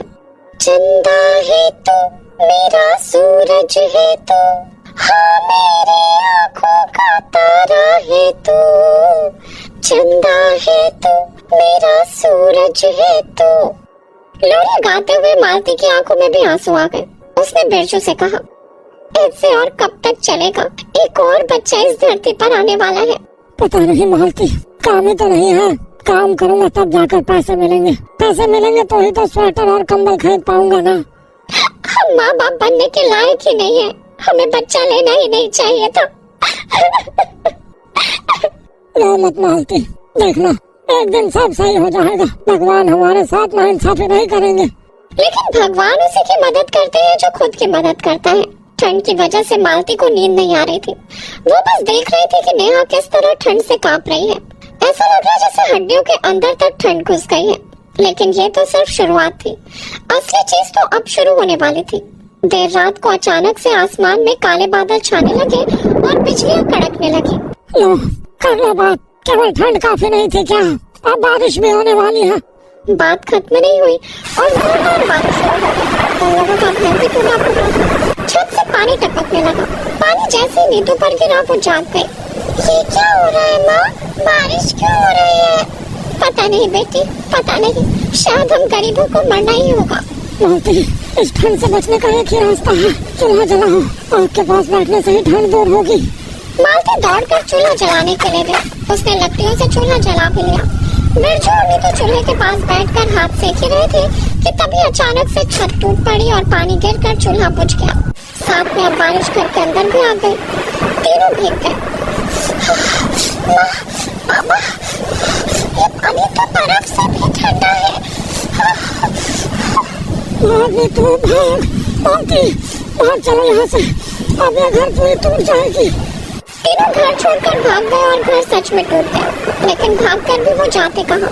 गांव के ज्यादातर घरों के अंदर पानी घुस गया था। सभी बाहर निकलकर बारिश से बचने की कोशिश कर रहे थे। बिरजू मालती और नीतू को लेकर पेड़ के नीचे चला गया और तभी बारिश रुक गई और बर्फबारी शुरू हो गई। लगता है आज हम नहीं बच पाएंगे, इतना कुछ एक साथ तो नहीं सह सकते। हमें नीतू खांसने लगी, उसकी आंखें लाल हो गई। क्या हुआ बेटा, क्या हुआ? पता नहीं माँ, कुछ अजीब सा लग रहा है। बिरजू ने नीतू के गाल पर हाथ रखकर देखा और कहा, ये क्या? नीतू को तो बुखार आई है। हे भगवान, अब मैं क्या करूं? मैं इसका बाप हूँ, मैं इसे कैसे बचाऊं? मालती नीतू को गोद में लेकर कस के पकड़ी रही। इसी तरह वो रात गुजर गई। नीतू किसी भी तरह जिंदा तो बच गई, लेकिन उसे बहुत ज्यादा बुखार था। सुबह बिरजू ने देखा कि गांव के लगभग सभी घर टूट गए हैं और जो बचा कुछ है उनकी भी हालत बहुत खराब है। गांव वाले बैठकर रो रहे थे। हे भगवान, अब हम कहाँ रहेंगे? ठंड से कैसे बचेंगे? इससे तो अच्छा हमें मार डालते भगवान। बच्चे रो रहे थे। नीतू की हालत भी बहुत खराब थी। बिरजू से ये सब देखा नहीं जा रहा था। उसने गांव के बाकी मर्दों को साथ लिया और सेठ के पास चला गया। माधव सेठ इस गांव में सबसे ज्यादा अमीर इंसान था। वही गांव वालों को काम देता था। सेठ के पास जाकर बिरजू ने हाथ जोड़ लिया। माधव सेठ, आप हमें कुछ काम दे दो ना, गाँव की हालत बहुत खराब है। काम नहीं है बिरजू, बारिश और बर्फबारी से काम कहाँ मिलेगा। तो फिर कुछ पैसे दे दो ना सेठ, वरना बीवी बच्चे ठंड से नहीं तो भूख से ही मर जाएंगे। तो जिंदा रहकर भी कौन सा तीर मार लिया उन लोगों ने। सेठ, हम आपके लिए कब से काम कर रहे हैं, आप इस मुश्किल घड़ी में हमें कुछ पैसे नहीं दे सकते। नहीं दे सकता। तो फिर कुछ पैसे उधार तो दे दीजिए। उधार? तुम जैसे नालायक लोग मेरे पैसे लौटा पाओगे? भाग जाए यहाँ से, एक भी पैसा नहीं मिलेगा। माधव सेठ ने सभी को भगा दिया। उनका घर नदी के पास था और वो घर बहुत बड़ा था। माधव सेठ शौकीन आदमी थे। वो हर रोज छत पर खड़े होकर नदी को बहते हुए देखते थे, क्योंकि उन्हें खाने पीने और रहने की चिंता नहीं थी। लेकिन गांव वालों को तो खाना नहीं मिलता था, ऊपर से आज घर भी टूट गए। आग जलाने के लिए माचिस की जरूरत थी, वो सब भी बर्फ के नीचे दब गए थे। गांव वाले चारों ओर से फंस गए थे। अब उनके पास बचने का कोई उपाय ही नहीं था। बिरजू और मालती को जब लग रहा था कि इससे ज्यादा बुरी चीज और कुछ नहीं हो सकती है, तभी अचानक से नीतू की सांस रुक गई। अरे क्या हुआ मेरी बेटी को? इसकी सांस क्यों रुक गई? बेटी जवाब दे बेटी। बेटी क्या हुआ तुझे बच्ची? नीतू लौटा। नीतू ने जवाब नहीं दिया। बिरजू और मालती फूट फूट कर रोने लगे। गांव में मातम छा गया। गांव वाले भी रोने धोने लगे और बिरजू ने नीतू की बॉडी को एक बड़े से पत्ते पर रखकर उसके ऊपर मिट्टी दे दी। तो अभी यही रहा बेटी, सब कुछ ठीक हो जाने के बाद अच्छी तरह से तेरा अंतिम संस्कार करेंगे। बिरजू भाई, ये क्या हो रहा है हमारे साथ? मुझे लगता है कि भगवान हमसे रूठ गए हैं। पता नहीं भाई, लेकिन मैं इतना जानता हूँ कि अगर ऐसे ही चलता रहा तो एक ही हफ्ते में ये गांव शमशान में बदल जाएगा। पूरे गांव में सन्नाटा छा गया। मालती के पेट में भी दर्द होने लगा और तभी एक चमत्कार हुआ। अचानक वो पत्ता हिलने लगा। सभी ने मुड़कर देखा तो चौंक गए। पत्ते को हटाकर नीतू मिट्टी के बाहर आ रही थी। नीतू बेटी, अरे चमत्कार हो गया, मेरी बेटी जिंदा हो गई। बेटी, मेरी बेटी। पापा, माँ मैं मरी नहीं थी, ठंड के कारण मेरी सांस बंद हो गई थी और मिट्टी के अंदर गर्माहट की वजह से मेरा बुखार भी ठीक हो गया और मुझे होश भी आ गया। अरे वाह बेटी, यह तो चमत्कार है। गांव में अचानक से खुशी की लहर आ गई। हारे हुए इंसानों के लिए एक छोटी सी जीत ही काफी होती है। नीतू ने कहा, बाबा इसका मतलब पत्ते और मिट्टी के अंदर रहने से गर्माहट मिलती है, क्यों ना हम मिट्टी और पत्ते से घर बनाएं? ये बात सबको पसंद आई और सभी काम पर लग गए। पत्ते, घास फूस और मिट्टी का जुगाड़ करके सभी ने छोटा छोटा घर बना लिया और उसके अंदर घुसते ही सभी को गर्माहट का एहसास हुआ। तूने सही कहा था बेटी, ये घर तो बहुत गर्म है, यही हमें इस ठंड से बचा सकते हैं। ये जीत गांव वालों के लिए बहुत जरूरी थी। रात को फिर से बारिश आई, लेकिन बारिश का पानी घर के अंदर घुस नहीं पाया। लेकिन उस तरफ नदी का बांध टूट गया और माधव सेठ का घर नदी में बह गया। साथ ही माधव सेठ भी नदी में बहकर मर गए। और इसी तरह गांव वालों ने अपने पत्तों और मिट्टियों के घर में ठंड से बचने का तरीका सीख लिया और खुशी खुशी रहने लगे। राधिका का स्कूल में आखिरी साल था। राधिका बचपन से ही करवा चौथ का व्रत हर साल रखती थी, लेकिन इस बात का किसी को भी पता नहीं था। एक दिन राधिका अपने स्कूल जा रही थी, तभी उसकी माँ ने कहा, राधिका टिफिन बॉक्स ले जाना तो भूल ही गई। तो अब माँ को कैसे बताऊं कि आज मेरा भी करवा चौथ का व्रत है? क्या सोचने लगी राधिका, कहीं कोई गड़बड़ तो नहीं? कहीं तूने भी तो किसी के लिए आज व्रत नहीं रखा? नहीं माँ, आप भी कैसी बातें करती हैं? अगर कोई लड़का मेरी जिंदगी में होता तो मैं आपको जरूर बताती। मैं जल्दी जल्दी में भूल गई होंगी। नहीं टिफिन। राधिका टिफिन लेकर घर से निकल गई। रास्ते में वो टिफिन के बारे में ही सोच रही थी। अब इस टिफिन का क्या करूँ मैं? आज तो मेरा व्रत है, मैं तो खाऊंगी नहीं, लेकिन खाना भी बर्बाद नहीं कर सकती मैं। तभी राधिका को वहाँ पर कुछ गाय दिखाई दी। गाय माता को खाना खिला देती हूँ, इससे खाना बर्बाद भी नहीं होगा और मेरा व्रत भी पूरा हो जाएगा। राधिका ने गाय को खाना खिला दिया। हे गाय माता, कोई और तो मेरी बात समझ नहीं सकता। अगर मैं किसी से बताऊंगी कि मैंने करवा चौथ का व्रत रखा है तो लोग यही सोचेंगे कि जरूर मेरी जिंदगी में कोई लड़का होगा, पर मेरी जिंदगी में कोई लड़का नहीं है। इतना कहकर राधिका अपने स्कूल चली गई। स्कूल पहुंचते ही राधिका को उसकी सहेलियां मिल गई। अरे गीता सुनीता, तुम लोग यहाँ स्कूल के बाहर? अरे यार, आज करवा चौथ है ना, इसलिए ममता मैडम नहीं आई। चल राधिका, तब तक हम लोग बाहर पानी पूरी खा कर आते हैं। मैं तुम लोगों के साथ चल तो रही हूँ, लेकिन मैं पानी पूरी नहीं खाऊंगी। मैंने सुबह सुबह बहुत नाश्ता कर लिया था। राधिका, हम दोनों अच्छी तरह से जानते हैं कि तू झूठ बोल रही है। हमने रास्ते में तुझे देख लिया था, तो अपने टिफिन का खाना गाय को खिला रही थी। राधिका, हम सब बचपन से एक साथ एक ही स्कूल में पढ़ते हैं। तू तो बचपन से ही सिंगल है, तेरा कोई बॉयफ्रेंड भी नहीं है, और ना ही अभी तक तेरी शादी तय हुई है। तो फिर तूने करवा चौथ का व्रत क्यों रखा? तुम लोग पागल हो गए हो क्या? मैंने कोई व्रत नहीं रखा। देख राधिका, हम लोग बचपन से एक साथ हैं, एक दूसरे को बहुत अच्छी तरह से पहचानते हैं। तूने यूं ही तो गाय माता को खाना नहीं खिलाया होगा। आज ऐसा क्या हो गया कि तूने अपना खाना गाय को खिला दिया? तूने जरूर आज व्रत रखा है। अब राधिका को कुछ समझ में नहीं आ रहा था कि वो क्या बोले, इसलिए राधिका ने अपनी सहेलियों को सब कुछ सच सच बता दिया। हाँ, तुम लोगों ने बिल्कुल सही पहचाना, मैंने आज व्रत रखा है। आज तो क्या, मैं बचपन से ही करवा चौथ का व्रत रखती आ रही हूँ। तो मुझे समझ में आया। सुनीता, मुझे लगता है राधिका की शादी बचपन में किसी के साथ तय कर दी गई होगी, ये उसके लिए व्रत रखती है। नहीं, मेरी अभी तक किसी के साथ शादी तय नहीं हुई। अगर तुम लोग चाहो तो मेरी माँ से पूछ सकती हो। लेकिन तेरा तो कोई बॉयफ्रेंड भी नहीं है, क्योंकि अगर कोई तेरा बॉयफ्रेंड होता तो हम दोनों को तो बताती। हाँ मेरी सहेलियों, मेरा कोई बॉयफ्रेंड नहीं है। अरे मेरी माँ, तो फिर तूने करवा चौथ का व्रत रखा किसके लिए? इतने में वहाँ पर स्कूल के कुछ और बच्चे आ गए। अरे तुम लोग यहाँ क्यों खड़े हो? चलो चलो, रमेश सर की क्लास शुरू होने वाली है। हाँ चलते हैं। गीता सुनीता, चलो क्लास में चलते हैं, ये सब बातें छोड़ो। राधिका ने वो बात वही खत्म कर दी और क्लास अटेंड करने लगी। वहीं दूसरी तरफ किसी शहर में एक लड़का विक्रम रहता था। वो मार्केट में बाइक से कहीं जा रहा था, तभी उसे अचानक एक शोरूम दिखाई दिया। 2 दिन बाद मेरे माता पिता पंडित जी के साथ मुझे लेकर मेरी शादी के लिए लड़की को देखने जाने वाले हैं। ये जींस और टी शर्ट मुझे बहुत अच्छी लग रही है, जाकर देख लेता हूँ। विक्रम ने अपनी बाइक सड़क के किनारे खड़ी की और जैसे ही वो शोरूम के पास पहुंचा, वैसे एक ट्रक आया और उसकी बाइक को उड़ाकर बहुत तेज रफ्तार में वहाँ से चला गया। ओह माय गॉड, लगता है इस ट्रक का ब्रेक फेल हो गया था। ये तो अच्छा हुआ कि मैंने बाइक खड़ी करके इस दुकान पर आ गया। अगर मैं ड्राइव कर रहा होता तो ट्रक वाला मुझे उड़ा देता और मैं मर गया होता। थैंक गॉड, तेरा लाख लाख शुक्रिया कि मुझे ये दुकान दिख गई और मैं रुक गया। खैर, विक्रम अंदर से इतना डर गया कि उसने शॉपिंग नहीं की और ऑटो पकड़कर अपने घर आ गया। घर वालों को उसने सारी बात बता दी। माँ पिताजी, आज मेरे साथ फिर एक ऐसी घटना हुई जिससे मैं मरते मरते बचा। मैं बाइक से जा रहा था, तभी मुझे एक कपड़े की दुकान दिखाई दी। मैं बाइक खड़ी करके जैसे ही दुकान तक पहुंचा, वैसे ही एक बेकाबू ट्रक आया और मेरी बाइक को ठोक कर चला गया। अगर मैं बाइक ड्राइव कर रहा होता तो मैं इस वक्त ऊपर वाले के पास होता। अरे शुभ शुभ बोल बेटा, तेरे साथ ऊपर वाला है। बचपन से ही तेरे साथ बहुत सारे हादसे होते आ रहे हैं, लेकिन तुझे कुछ भी नहीं हुआ। तू चिंता मत कर, गाड़ी तो दूसरी आ जाएगी, पर तुझे कुछ नहीं हुआ, ये बहुत अच्छा हुआ। वहीं दूसरी तरफ राधिका के स्कूल की छुट्टी हो गई। वो अपने घर आ गई। शाम को राधिका की माँ चांद निकलने का इंतजार कर रही थी। उसकी माँ भूख से तड़प रही थी।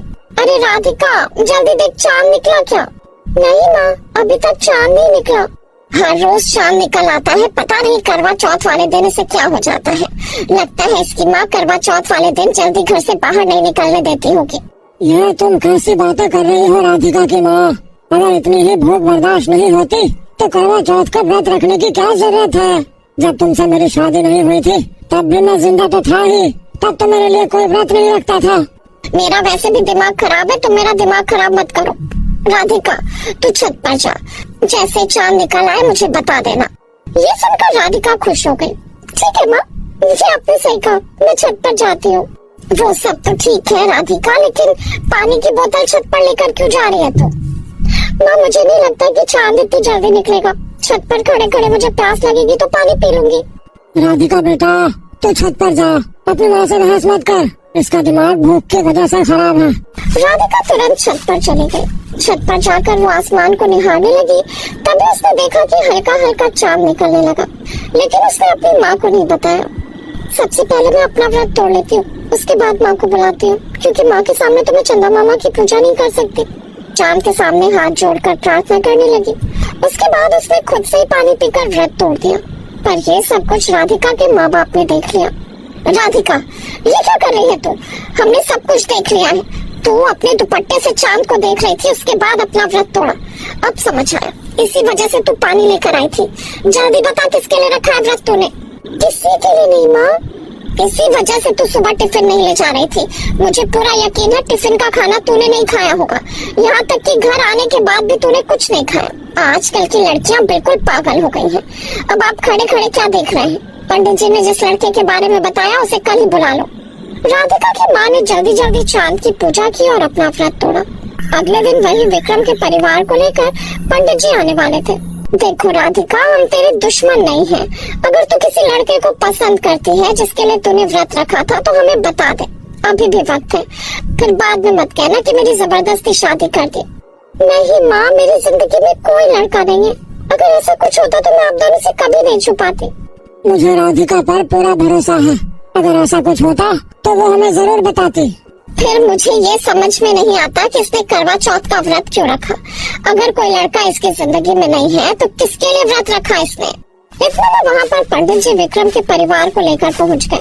मैं बताता हूँ इसने किसके लिए व्रत रखा। अरे पंडित जी, आइए आइए। अरे बैठिए आप लोग, आने में कोई तकलीफ तो नहीं हुई? अरे नहीं नहीं भाई साहब, हमें कोई तकलीफ नहीं हुई। आप लोग बैठिए, खड़े क्यों हो गए? राधिका चल जल्दी से चाय नाश्ते का इंतजाम करते हैं। राधिका अपनी माँ के साथ किचन में चाय नाश्ता बनाने चली गई। थोड़ी देर बाद राधिका सबके लिए चाय नाश्ता लेकर आई। विक्रम को राधिका पहली नजर में पसंद आ गई और राधिका को भी विक्रम पहली नजर में ही पसंद आ गया। हम लोग आपका 2 घंटे से इंतजार कर रहे थे, आपने आने में इतनी देर कैसे कर दी?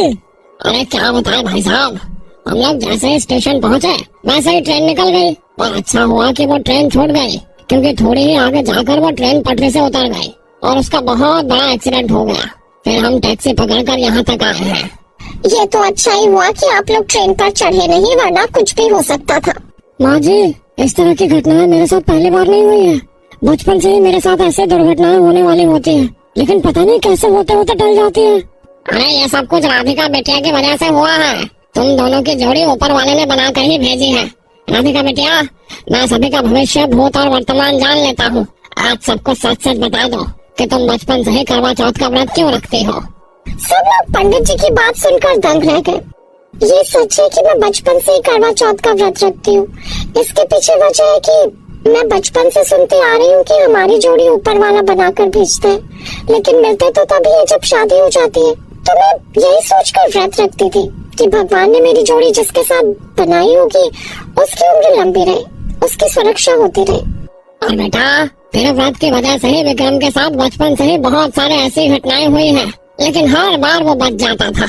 ये जानकर विक्रम खुश हुआ। उसके बाद विक्रम और राधिका की शादी हो गई और दोनों खुशी खुशी रहने लगे। रानी एक गरीब स्टूडेंट थी। उसके पिता मेहनत मजदूरी करके उसे पढ़ा लिखा रहे थे। उसके माँ घर का सारा काम किया करते थे। एक रोज रानी के माता पिता आपस में सुबह सुबह बात कर रहे थे। कुछ ही दिनों बाद रानी स्कूल से निकलकर कॉलेज में चली जाएगी। कॉलेज में फीस भी ज्यादा लगेगी, लेकिन किसी तरह मैं अपनी बेटी की पढ़ाई लिखाई बंद नहीं करूँगा। आपने बिल्कुल सही कहा।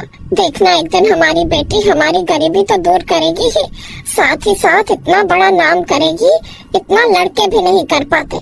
लेकिन आपने उसके जन्मदिन के बारे में कुछ सोचा है? तभी वहाँ पर स्कूल ड्रेस में तैयार होकर रानी आ गई। माँ पिताजी, मैंने आप दोनों की सारी बातें सुन ली। मुझे आप दोनों से कोई भी बड़ा गिफ्ट नहीं चाहिए। आप लोग मुझे पढ़ा लिखा रहे हैं, इससे बढ़कर गिफ्ट क्या हो सकता है मेरे लिए? देखा तुमने, हमारी बेटी बड़ी होने के साथ साथ समझदार भी हो गई है। ठीक है, आप लोग बातें करो, मैं स्कूल जाती हूँ। रानी अपने माता पिता का आशीर्वाद लेकर स्कूल चली गई। स्कूल वहाँ से 5 किलोमीटर दूर था, इसलिए वो रिक्शा से स्कूल जाती थी। जैसे वो स्कूल पहुँची वैसे ही एक कार रुकी। उस कार से 2 लड़कियाँ पिंकी और रिंकी उतरी। Okay dad, bye. Bye uncle, thank you so much कि आपने मुझे ड्रॉप कर दिया। इधर रानी रिक्शे वाले को किराया दे रही थी। ये लो चाचा।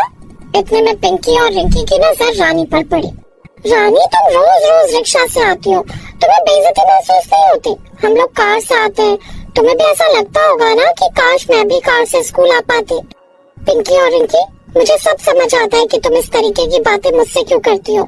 तुम लोगों को अपनी अमीरी का घमंड है। लेकिन मैं एक बात बता दूं, अगर पर्सनली देखा जाए तो तुम दोनों मुझसे ज्यादा गरीब हो, क्योंकि मैं स्कूल जाने के बाद शाम को बच्चों को ट्यूशन पढ़ाती हूँ। ट्यूशन पढ़ाकर जो पैसे मिलते हैं उन्हीं पैसों से मैं रिक्शे का किराया देती हूँ। लेकिन तुम लोग तो अपने पिता के दम पर कार पे बैठ कर आती हो। करा ली बेइज्जती, चल क्लास में चलते हैं। इसमें बेइज्जती वाली क्या बात है? रानी, हमने तुम्हारी बेइज्जती की, तुमने हमारी बेइज्जती कर दी, बात बराबर। बुरा तो नहीं लगा ना तुम्हें? यही सवाल मैं तुमसे पूछती हूँ, बुरा तो नहीं लगा तुम्हें? नहीं, मुझे तो बुरा नहीं लगा। जो सवाल तुम्हारा था वही सवाल मेरा था, इसलिए जो जवाब तुमने दिया वही जवाब मेरा भी है। मुझे भी बिल्कुल बुरा नहीं लगा। सभी लोग क्लास के अंदर चले गए। क्लास में टीचर हिस्ट्री पढ़ा रहे थे। कल मैंने तुम लोगों को ताजमहल की हिस्ट्री पढ़ाई थी, अब मैं तुमसे ताजमहल से रिलेटेड ही सवाल पूछ लूंगा। सर, हमें अच्छी तरह याद है आपने क्या पढ़ाया था। पूछिए जो भी सवाल आपको पूछना है। तो बताओ, ताजमहल किस शहर में बना हुआ है और ताजमहल क्यों और किसने बनाया था? रिंकी, मुझे लगता है तुम ओवर एक्साइटेड हो, इसलिए तुम ही सवाल का सबसे पहले जवाब दोगे। सर, ताजमहल बनाने वालों के हाथ काट दिए गए थे। पर ये तो मैंने बताया नहीं था। ये बात अभी तक रहस्य बनी हुई है कि सच में ताजमहल बनाने वालों के हाथ काट दिए गए थे या नहीं। बताओ, ताजमहल किस शहर में है? इतना ही बता दो तो जान जाऊं तुम्हें। सर, ताजमहल उत्तर प्रदेश में मौजूद है। बेटा, उत्तर प्रदेश एक राज्य है। उत्तर प्रदेश के अंदर बहुत सारे शहर हैं, उनमें से किसी एक शहर में ताजमहल बना हुआ है। सर, मुझे पता था, पता नहीं क्यों याद नहीं आ रहा है। मेरे गले में है, जुबान पर नहीं आ रहा है बस। पिंकी, तुम बताओ, ताजमहल कहाँ स्थित है और इसे किसने और क्यों बनवाया था? सर, ताजमहल आगरा में स्थित है और इसे अकबर ने बनवाया था। पिंकी का जवाब सुनकर सारे बच्चे जोर जोर से हंसने लगे। चुप हो जाओ, इसमें हंसने वाली कौन सी बात है? पिंकी, तुमने एक जवाब तो सही दिया कि ताजमहल आगरा में स्थित है, लेकिन इसे अकबर ने नहीं बनवाया था। रानी, क्या तुम्हें इसका सही जवाब पता है? हाँ सर, ताजमहल आगरा में बना हुआ है और इसे शाहजहां ने अपनी पत्नी मुमताज महल की याद में बनवाया था। वहाँ पर मुमताज महल के साथ साथ शाहजहां का भी मकबरा बना हुआ है। बिल्कुल ठीक जवाब दिया तुमने रानी। अब तुम सबको पता चला कि इस क्लास की मॉनिटर हर साल रानी को ही क्यों बनाता हूँ मैं। हाँ, ये साल तुम लोगों का आखिरी साल है इस स्कूल में, इसलिए मन लगाकर पढ़ाई करो। इस बात से रिंकी और पिंकी रानी से चिढ़ गई। छुट्टी होने के बाद रानी रिक्शे पर बैठकर वहाँ से चली गई, लेकिन रिंकी और पिंकी स्कूल के बाहर खड़े होकर उसे जाता हुआ देख रही थी। ये अपने आप को कुछ ज्यादा इंटेलिजेंट नहीं समझती। सारे बच्चे हमारा जवाब सुनकर हंसने लगे और इसका जवाब सुनकर सभी बच्चों ने तालियां बजाई। इस बात को बदला तो हम लेकर ही रहेंगे। खैर, रानी अपने घर पहुंच गई। घर पहुंचकर वो अपनी माँ का खाना बनाने में हाथ बटाने लगी।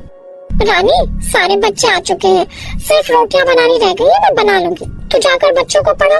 ठीक है माँ, किसी भी मदद की जरूरत हो तो बता देना। रानी उन बच्चों को ट्यूशन पढ़ाने लगी। ट्यूशन पढ़ाने के बाद उनमें से एक बच्ची बोली, रानी दीदी, आप कितना प्यार से पढ़ाती हो, सब कुछ बहुत आसानी से समझ में भी आ जाता है। मेरी स्कूल टीचर तो दिन भर हाथ में डंडा लेकर पढ़ाई करती है, फिर भी हमें कुछ भी समझ में नहीं आता। अगर हम आपसे ट्यूशन ना पढ़े तो हम कभी पास ना हो पाए। ऐसे ही पढ़ाई करते रहना, एक दिन बड़े होकर तुम सब बहुत बड़े अफसर बनोगी, ये मेरा वादा है तुम लोगों से। रानी की एक बात बहुत अच्छी थी। वो भले ही एक गरीब परिवार से थी, लेकिन उसके अंदर कॉन्फिडेंस भरपूर था। जिन बच्चों को वो ट्यूशन पढ़ाती थी उनके अंदर भी हमेशा कॉन्फिडेंस भर दिया करती थी। ऐसे दिन बीतते गए और रानी का बर्थडे आ गया। स्कूल की छुट्टी होते ही तेज बारिश शुरू हो गई। ओह, आज बारिश शुरू हो गई, रिक्शे वाला भी नहीं आएगा। तभी उसके पास पिंकी और रिंकी आ गई। उन दोनों के हाथ में एक बहुत बड़ा बॉक्स और कुछ थैलियां थी। क्या हुआ, आज तुम दोनों की कार तुम्हें लेने नहीं आई क्या? नहीं यार, हम दोनों के डैड आज कहीं बाहर गए हुए हैं। इतनी तेज बारिश शुरू हो गई तो हम लोग मेट्रो से जाने वाले हैं। चल रानी, आज तो जो मेट्रो की सैर कराते हैं। नहीं नहीं, मुझे मेरे हाल पर छोड़ दो, मैं चली जाऊंगी। रानी, मुझे लगता है तुम हम दोनों से अभी तक नाराज हो। हम दोनों तुमसे बताना तो नहीं चाहते थे, लेकिन तुम नखरे कर रही हो तो बताना ही पड़ेगा। इस बॉक्स में केक है, आज तुम्हारा जन्मदिन है। हमने सोचा साथ में सेलिब्रेट करेंगे, लेकिन तुम तो हमारे साथ चलने को ही तैयार नहीं हो। क्या तुम दोनों को मेरा जन्मदिन याद है? बचपन से हम लोग साथ में पढ़ रहे हैं, तुम्हें याद क्यों नहीं होगा? चलो हमारे साथ, मेट्रो ट्रेन के अंदर ही हम केक काट लेंगे, क्योंकि बारिश भी बहुत तेज हो रही है। स्कूल में सर अलाउ नहीं करेंगे। तुम दोनों इतने प्यार से ये सब लेकर आई हो तो ठीक है, मैं तुम लोग के साथ चलती हूँ मेट्रो ट्रेन में। रानी उन दोनों के साथ मेट्रो ट्रेन में चढ़ गई। सबसे पहले पिंकी ने केक निकाला। जैसे रानी ने केक काटा वैसे ही रिंकी ने रानी की खोपड़ी पकड़ी और केक में डुबो दी। उसके बाद पिंकी ने रिंकी के बैग से ढेर सारा गोबर निकाला और उसके मुंह पर मल दिया। अब रानी को सांस लेने में भी परेशानी होने लगी। छोड़ो मुझे, ये क्या कर रहे हो तुम लोग? इतने में ट्रेन में मौजूद आसपास के लोगों को भी ये सब बहुत बुरा लगने लगा। तभी एक आदमी बोला, ये क्या बदतमीजी कर रही हो तुम सब? आज उसका बर्थडे है, उसके मुंह पर तुम लोगों ने गोबर और ये सब केमिकल लगा दिया। यह बदतमीजी अच्छी बात नहीं है। जैसे ट्रेन रुकी, रानी बिना कुछ बोले बाहर आ गई। बाहर बारिश में ही उसने अपना मुंह धो लिया और पैदल ही अपने घर चली गई। अब आया मजा, खुद को बहुत बड़ी तोप समझ रही थी ना। शाम को रानी भीगते हुए घर पहुंची, पर उसने उस बारे में किसी को कुछ नहीं बताया। रात में उसके माता पिता ने उसका जन्मदिन बहुत अच्छे से मनाया। ऐसे दिन बीतते गए और फाइनल एग्जाम भी खत्म हो गए। रिजल्ट आने के बाद प्रिंसिपल ने सभी बच्चों को फेयरवेल पार्टी के लिए बुलाया। आज मैंने आप सभी को यहाँ पर इसलिए बुलाया है क्योंकि आज के बाद आप इस स्कूल में दिखाई नहीं देंगे। लेकिन मैं बधाई देना चाहूँगा रानी को, जिसने इस पूरे स्टेट में टॉप किया है, जिससे पूरे राज्य में हमारे स्कूल का नाम रोशन हुआ है। एक गरीब परिवार की होने के बावजूद इतना बड़ा नाम किया। हमारा स्कूल तुम्हारा बहुत बहुत आभारी है बेटा। यह है सिद्धार्थ सर, आगे की पढ़ाई तुम इनके कॉलेज में कर सकती हो। तुम्हें पढ़ाई का कोई खर्चा नहीं देना पड़ेगा इन्हें। तुम जो भी बनना चाहती हो, जो भी पढ़ाई करना चाहती हो, तुम कर सकती हो। रानी बहुत खुश हुई। उसने ये बात अपने माँ बाप को बताई। उसके माता पिता भी बहुत खुश हुए। दिन बीत गए और पढ़ लिख कर रानी IPS ऑफिसर बनकर लाल बत्ती गाड़ी में पिंकी और रानी से मिली। उसके बॉडीगार्ड्स के हाथ में ढेर सारा गोबर था। मैं रानी हूँ, पहचान तो गई होगी तुम दोनों। बॉडीगार्ड्स, जैसा बोला था वैसा कर दो। बॉडीगार्ड्स ने ढेर सारा गोबर पिंकी और रानी के मुंह पर मल दिया। इसके बाद रानी अपनी गाड़ी में बैठी और वहाँ से चली गई। पिंकी और रिंकी उसका ये अंदाज देखते ही रह गए।